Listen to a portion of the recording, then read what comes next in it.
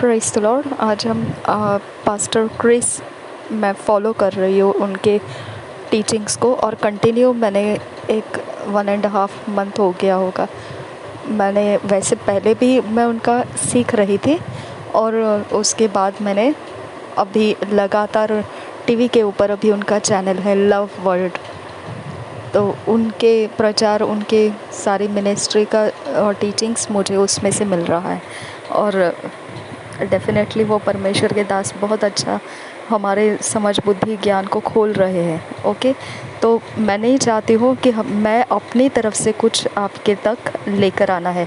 मैंने उन्हीं की प्रीचिंग जो मुझे सिखा रही है, मैंने उन्हीं की प्रीचिंग के अंदर से परमेश्वर का वचन ट्रांसलेट करके आप तक मैं लेकर आ रही हूँ। ओके, मैंने लव वर्ल्ड के ऑफिस में पूछा कि उनके वीडियो को मैं डाउनलोड करके ट्रांसलेट करके मेरे यूट्यूब चैनल में अपलोड करूं, तो उन्होंने मुझे मना किया। ओके, तो इसकी वजह से आप लोग सीखना है, आपको इंग्लिश में ट्रांसलेट होकर हिंदी में आना चाहिए, तभी आपको समझ में आएगा, नहीं तो आपके आत्मा की उन्नति नहीं होगी। ये कारण से मैंने उनका जो वचन है, वचन का भाग जितना रहता है बस उसके अलावा मैं उनका कुछ भी ट्रांसलेट नहीं कर रही हूँ। सिर्फ वचन, वो तो हमारे सबके लिए ज़रूरी है। ओके, तो हम आज से जब हम टीचिंग सुनने वाले हैं, मैं पास्टर क्रिस ओयकेलो में, ओके, उनकी जो टीचिंग है, उनकी टीचिंग्स को मैं अपलोड करते जाऊंगी। उन्होंने सितंबर मंथ के बारे में अब कहा है, 6 तारीख को उनका अपलोड हुआ। वो सितंबर मंथ के बारे में बता रहे थे।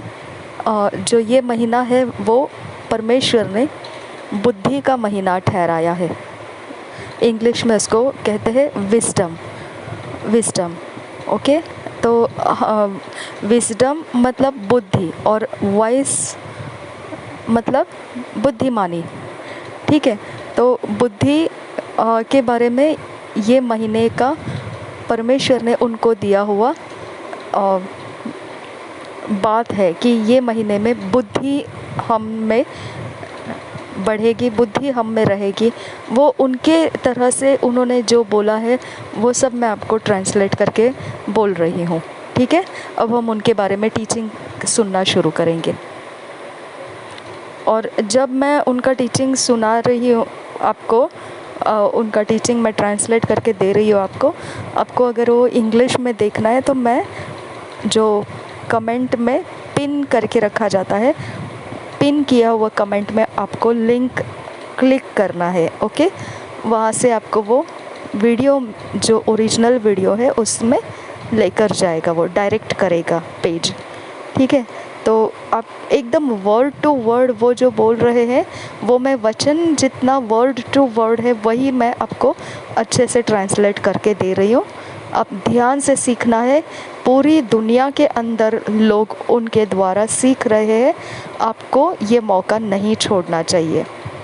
हर चीज़ को आप हल्की महसूस करके नहीं रखना है कि चलो कोई बात नहीं है, सुनी तो सुनी, नहीं तो नहीं, ऐसा नहीं।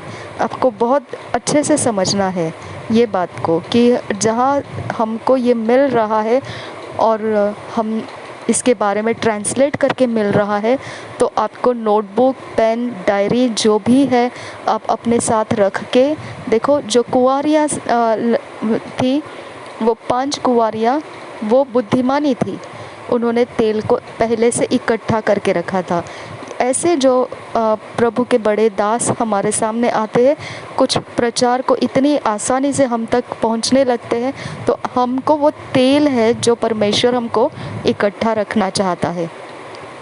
ठीक है, तो हमारे पास ये समय है कि ऐसे जब हमारे पास टीचर्स आ रहे हैं सिखाने के लिए, तो हम उनका फ़ायदा लेना है। हम उनके वचन सीखने के, जो वचन वो बताएंगे, उनके पास बड़े बड़े भंडार है। ओके, हम उनको ख़रीद कर हम उनको ट्रांसलेट करना बहुत आसान है, कर लेंगे हम उसको। लेकिन अभी जो आपके सामने मिल रहा है वो आपको नोटबुक, पेन, डायरी एकदम परमानेंट रखना है, वो खोना नहीं है, वो आपके अंदर वो बुक में लिखा हुआ होना चाहिए कौन सा डेट में कौन से वचन आपने सीखे। अब उस वचन के बाद आपको और कोई भी वचन आपके दिमाग को टक्कर खाना नहीं चाहिए कि नहीं ये ऐसा वचन नहीं है, ये वैसा वचन नहीं, ऐसे टक्कर नहीं खाना है। क्योंकि उनकी क्वालिफ़िकेशन जो है वो क्वालिफ़िकेशन के आधार से उन्होंने डिविनिटी में मतलब जो पूरे अभ्यास होती है धर्म के पुस्तकों की पूरी अभ्यास जो होती है वो तो पहले उन्होंने कंप्लीट कर ही दी है। उसके पार होकर पवित्र आत्मा के द्वारा भी उन्होंने बहुत बड़े तरह से परमेश्वर के अभिषेक में अपने आप को ग्रो किया है, पवित्र वचन में ग्रो किया है, बिल्ड किया है। ठीक है, तो वो जब पढ़ाते हैं तो हमको कोई संदेह नहीं होना चाहिए कि ऐसा क्यों है वैसा क्यों है, नहीं, हमको वो स्वीकार लेना है, हमको वो अपने मन के अंदर एब्जॉर्ब कर लेना है, हमको डाउट नहीं करना है। ठीक है, तो अगर आप ये तरह से फॉलो करेंगे तो निश्चित ही हम लोग एक उन्नति का रास्ता निश्चित ही हम उठ जाएंगे और एक बहुत अच्छी उन्नति का हमको अनुभव मिलेगा। ठीक है, प्रभु यीशु हम सबके साथ बना रहे।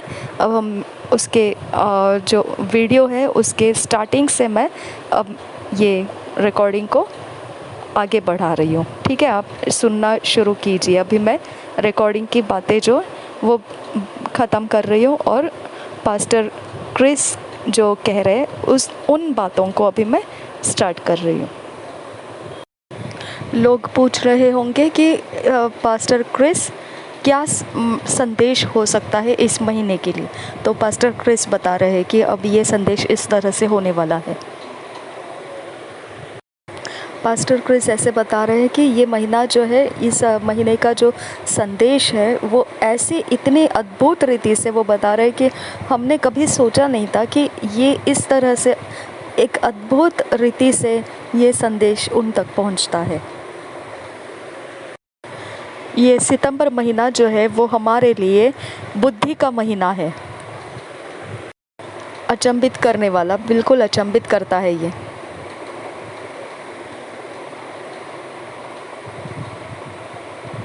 और जब ये पवित्र आत्मा बताता है तो बहुत ही एक उत्साह भर जाता है।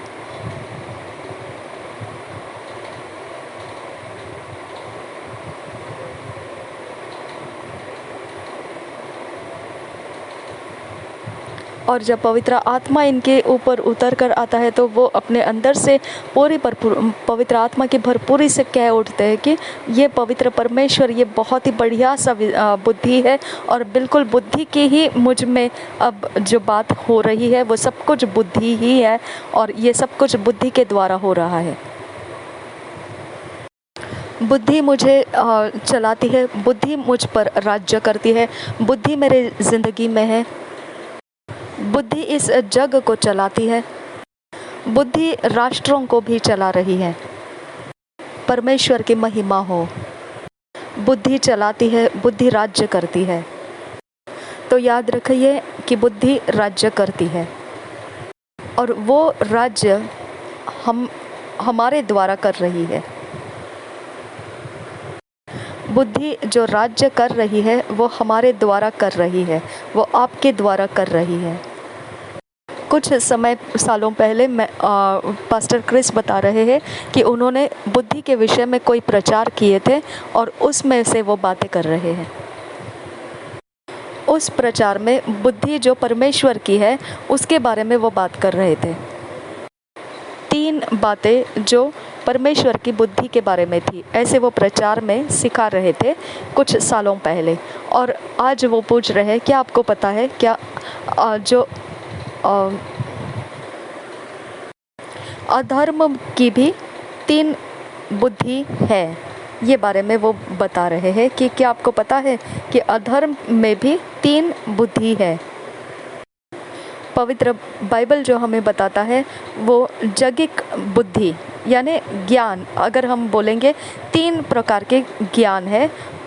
जगिक दुनिया के अंदर अधर्म के बारे में भी 3 प्रकार के ज्ञान है और परमेश्वर के बारे में 3 प्रकार के ज्ञान के विषय में पास्टर क्रिस पहले सिखा चुके थे।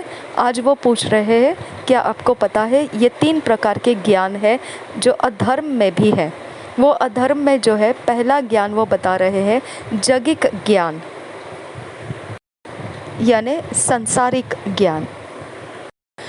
और फिर बाद में बताते हैं अधर्म की जो बुद्धि है उसमें शारीरिक ज्ञान, ये दूसरा प्रकार है अधर्म के बुद्धियों में, जिसमें स्वाभाविक और भावनात्मक ऐसे बातें रहती है जो स्पर्श ज्ञान से, महसूस ज्ञान से किया जाता है। इस तरह की वो बातें होती है उस बुद्धि के अंदर। वो स्वाभाविक तरह का होता है, उसमें कोई आत्मिकता नहीं होती है। और फिर तीसरी जो बुद्धि की बात बता रहे हैं वो है शैतानी बुद्धि। क्या आपको पता है पवित्र बाइबल बताता है ये शैतान का भी बुद्धि का एक जगत है। मैं आपके लिए ये पवित्र वचन में से पढ़ना चाहूँगा जिससे आपको ये समझ में आ जाएगा। 1 कुरिन्थियों 3 अध्याय और उसका 19 वचन। जल्दी से हम पढ़ेंगे 1 कुरिन्थियों 3 अध्याय 19 वचन। क्योंकि इस संसार का ज्ञान परमेश्वर के निकट मूर्खता है, जैसा लिखा है कि वह ज्ञानियों को उनकी चतुराई में फंसा देता है।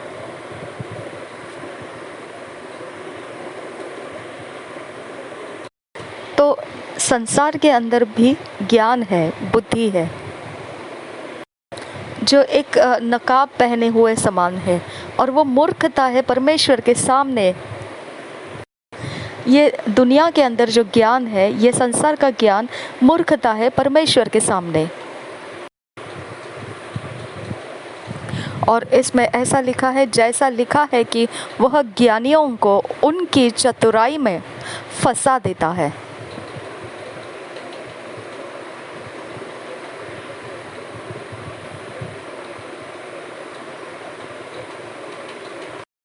तो ये संसारिक ज्ञान जो है वो किसी की अगुवाई नहीं कर सकता है, कोई सफलता में अगुवाई नहीं कर सकता है।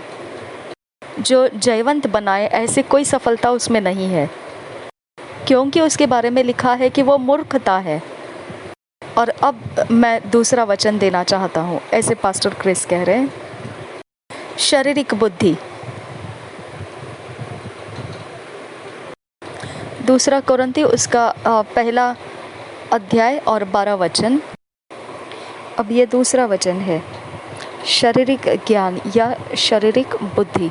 2 कुरिन्थियों 1 अध्याय 12 वचन हम पढ़ेंगे। क्योंकि हम अपने विवेक की इस गवाही पर घमंड करते हैं कि जगत में और विशेष करके तुम्हारे बीच हमारा चरित्र परमेश्वर के योग्य ऐसी पवित्रता और सच्चाई सहित था, जो शारीरिक ज्ञान से नहीं परंतु परमेश्वर के अनुग्रह के साथ था। यहाँ पर जो प्रेरित कह रहा है वो बता रहा है कि वो शारीरिक ज्ञान में नहीं चला, तो हमने भी शारीरिक ज्ञान में नहीं चलना है। और आखिरी में जो शैतानी ज्ञान है उसके विषय में देखेंगे वचन। 2 थिस्सलुनीय और उसका 2 अध्याय और 8 वचन। तब वह अधर्म प्रकट होगा जिसे प्रभु यीशु अपने मोह की फूंक से मार डालेगा और अपने आगमन के तेज से भस्म करेगा। उस अधर्मी का आना शैतान के कार्य के अनुसार सब प्रकार के झूठी सामर्थ और चिन्ह और अद्भुत काम के साथ और नाश होने वालों के लिए अधर्म के सब प्रकार के धोखे के साथ होगा।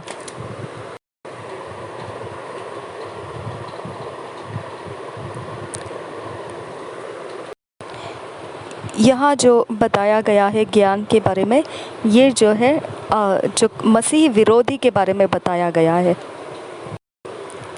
क्योंकि उन्होंने सत्य से प्रेम नहीं किया जिससे उनका उद्धार होता। इसी कारण परमेश्वर उनमें एक भटका देने वाली सामर्थ्य को भेजेगा कि वे झूठ की प्रतीति करें, ताकि जितने लोग सत्य की प्रतीति नहीं करते वरन अधर्म से प्रसन्न होते हैं, वे सब दंड पाएं। दूसरा थिस्सलुनीयों 2 अध्याय 8 से मैंने 12 तक पढ़ा। तो ये बहुत बड़ी समझने के लिए बहुत ही ज़रूरी बात है, हमने इसको समझ लेना चाहिए। इस तरह का ज्ञान आज जगत के अंदर है। पहला राजा उसके 22 अध्याय में एक कहानी बताई गई है। उसमें एक कहानी बताई गई है कि एक शैतानी आत्मा जो है वो भविष्यद्वक्ताओं के मुंह में गई। वो झूठ की बातें बोलने वाली आत्मा थी, और वो झूठ बोलने वाली आत्मा भविष्यद्वक्ताओं के मुंह में चली गई। और वो झूठ बोलने वाली आत्मा ने एक प्रकार से लोगों को सलाह मशविरा दिया, बादशाहों को, कि वो जाकर युद्ध करें। भविष्यद्वक्ताओं ने उस झूठ की आत्मा के द्वारा ये बात बोली बादशाहों को कि वो जाकर युद्ध करें, लेकिन ये असल में उनको बहका दिया हो गया। और पवित्र बाइबल बताती है कि उनमें से बादशाहों की हानि हो गई थी। तो इस तरह से भटका देने से वो बादशाह नाश होना था, यही पवित्र बाइबल भी बता रहा है। इसके लिए उस बादशाह के नाश ठहराया गया था। इसकी वजह से वो उन भविष्यद्वक्ताओं के द्वारा सलाह देने के लिए, वो भविष्यद्वक्ताओं के मुंह से बादशाह को ये सुनने को मिला कि वो जाकर युद्ध करे। ऐसा होता है ये शैतानी ज्ञान, जिसे शैतानी बुद्धि कहा जाता है, जहाँ बादशाह ने इस बात को महसूस नहीं किया कि जो सलाह मशविरा दे रहा है भविष्यद्वक्ता वो शैतान की ओर से, वो पहचान नहीं पाया उसे। अब ये सब कुछ जो है इकट्ठा करके एक वचन में उसको हम लेकर आ सकते हैं। याकूब की पत्री में जाएंगे, 3 अध्याय उसका 11 वचन। ये वचन ऐसा कहता है, क्या सोते के एक ही मुंह से मीठा और खारा जल दोनों निकलता है? उसके आगे 12 वचन कहते हैं, हे मेरे भाइयों, क्या अंजीर के पेड़ में जैतून या दाख की लता में अंजीर लग सकते हैं? वैसे ही खारे सोते से मीठा पानी नहीं निकल सकता। 13 वचन, तुम में ज्ञानवान और समझदार कौन है? जो ऐसा हो वह अपने कामों को अच्छे चाल चलन से उस नम्रता सहित प्रकट करे जो ज्ञान से उत्पन्न होती है। 14 वचन, पर यदि तुम अपने अपने मन में कड़वी डाह और विरोध रखते हो तो सत्य के विरोध में घमंड न करना और न तो झूठ बोलना। ये 14 वचन जो है इसके ऊपर ज़्यादा ध्यान देना है। पर यदि तुम अपने अपने मन में कड़वी डाह और विरोध रखते हो तो सत्य के विरोध में घमंड न करना और न तो झूठ बोलना। इस वचन के ऊपर ज़्यादा मनन करना है। 15 वचन बताता है, यह ज्ञान वह नहीं जो ऊपर से उतरता है, वरन सांसारिक और शारीरिक और शैतानी है। और ये वचन इस तरह का है जो पहला यूहन्ना 1 अध्याय उसका 6 वचन बताता है। अगर आप परमेश्वर के संगति में चलते हैं और आप कहेंगे कि आपके भाई के साथ आपका विरोध है, तो ये झूठ हो गया, फिर सच्चाई आप में नहीं है। तो यहाँ पर वही वचन बता रहा है, 14 वचन, कि कैसे क्या तुम सच्चाई के बारे में बोल सकते हो जब आपके हमारे हृदय के अंदर अगर कड़वी बात है और डाह है, तो हम किस तरह से सच्चाई के बारे में घमंड कर सकेंगे। हम सच्चाई के बारे में घमंड नहीं कर सकते हैं अगर हमारे अंदर कड़वी डाह और विरोध रखे गए हैं। तो हम घमंड नहीं करना है और ना तो झूठ बोलना है। अब इसके बाद 15 वचन देखिए, यह ज्ञान वह नहीं जो ऊपर से उतरता है, वरन सांसारिक और शारीरिक और शैतानी है। तो इस तरह से एक ही वचन में तीनों बुद्धि के बारे में, जो अधर्म की बुद्धि मैंने अभी बताए थे, उनमें से ये तीनों बुद्धि यहाँ पर दिखाई दी गई है। यहाँ पर 3 बुद्धि अधर्म के बारे में बता दी गई है, सांसारिक बुद्धि, शारीरिक बुद्धि और शैतानी बुद्धि। और फिर हमारे पास जो है धर्म की, जो परमेश्वर की बुद्धि है। और आगे पढ़ेंगे आप 17 वचन तक, तो आपको मालूम पड़ेगा कि जो परमेश्वर की बुद्धि है वो किस तरह की होती है, और वही धर्म की बुद्धि, परमेश्वर की बुद्धि वहाँ पर लिखा हुआ है।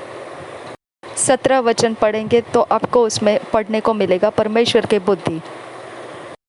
तो इस प्रकार से इस महीने के अंदर परमेश्वर का वचन हमारे तक पहुंचाया गया है, इस तरह से कि यह महीना जो है वो परमेश्वर के बुद्धि से चलाया जाने वाला है। परमेश्वर की बुद्धि, अब आपको 17 वचन जो पढ़ेंगे तो आपको मालूम पड़ता है परमेश्वर की बुद्धि क्या है। तो आपको यहाँ परमेश्वर की बुद्धि से चलाया जाने वाला है, ये आपके लिए इस महीने का परमेश्वर की ओर से आया हुआ मैसेज है, संदेश है। जो परमेश्वर ने सुलेमान को बुद्धि दी गई थी उसके बारे में हमें समझने की ज़रूरत है। जो बहुत पहले जो लिखी गई भाषा थी उसमें अगर उसके बारे में जांचेंगे कि ये कौन सी तरह की बुद्धि थी, वो एक प्रकार से सोफिया की बुद्धि की समझ के समान दिखाई देती है। और उसके बारे में अब हमको वो सुलेमान की बुद्धि के बारे में मालूम होना है। अगर उस भाषांतर के रूप में अगर देखा जाएगा तो एक प्रकार का बुद्धि परमेश्वर ने उसे दिया था, और उसकी समझ बदलकर जो आती है वो सोफिया की समझ में उतरकर उसको प्राप्त होती थी।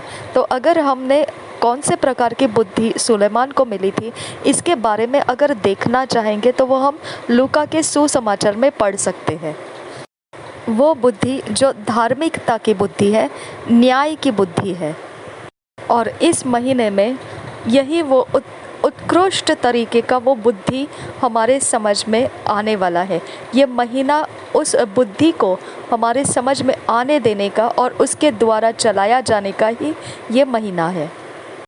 क्या आपको पता है, जैसा ये कहा गया है कि प्रेम में चलना है आपको, उसी तरह से ये भी बोला गया है कि हमको परमेश्वर की बुद्धि में चलना है। तो आप इसके बारे में जानेंगे, कलोसियों की पत्री में जाएंगे।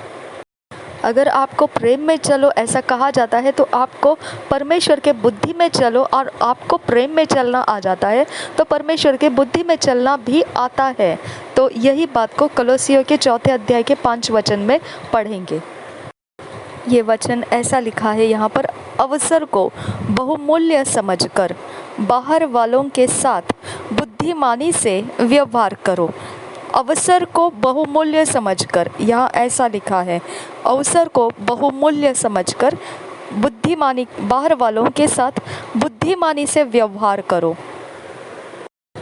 तो हमको ये बोलने की ज़रूरत है कि हम ये बोलना है कि हम प्रभु यीशु मसीह के नाम से हम बुद्धिमानी में चल रहे हैं। हम बुद्धिमानी में चल रहे हैं, प्रभु यीशु मसीह के नाम से हम बुद्धिमानी में चल रहे हैं, ये आपको बोलना है।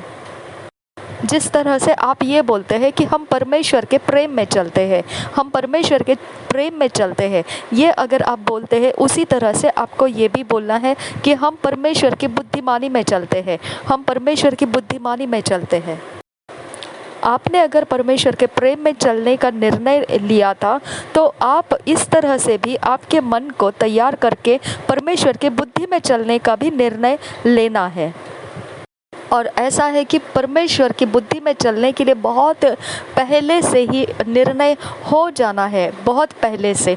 जैसा परमेश्वर के प्रेम में चलने का निर्णय उठाया था, उसी तरह से ये भी एक फ़ैसला है, और वो फ़ैसला उठाना है कि हम परमेश्वर के बुद्धि में ही चलने वाले हैं। और एकदम अद्भुत वो बुद्धि है, बहुत ही अचंभित करने वाली बुद्धि और उत्कृष्ट बुद्धि है वो, और उस बुद्धि में हम चलते हैं। आपको ये बोलने की ज़रूरत है। अलग अलग प्रकार के उसके स्तर है बुद्धि के, और वो एक बहुत ही उत्कृष्ट तरीके की बुद्धि है वो, परमेश्वर की बुद्धि। इफिसियों की 5 अध्याय, इफिसियों की पत्री 5 अध्याय, उसका 15 वचन देखेंगे। यहाँ पर ऐसा लिखा है कि इसलिए ध्यान से देखो। आपको यहाँ पर ये बात को बहुत गौर करना है। यहाँ 15 वचन में लिखा है, इसलिए ध्यान से देखो कैसी चाल चलते हो, मूर्खता के समान नहीं लेकिन बुद्धिमानी के समान। बहुत ध्यानपूर्वक हमारे चाल को बहुत ध्यान से जांचना है, देखना है कि हम कैसी चाल चलते हैं।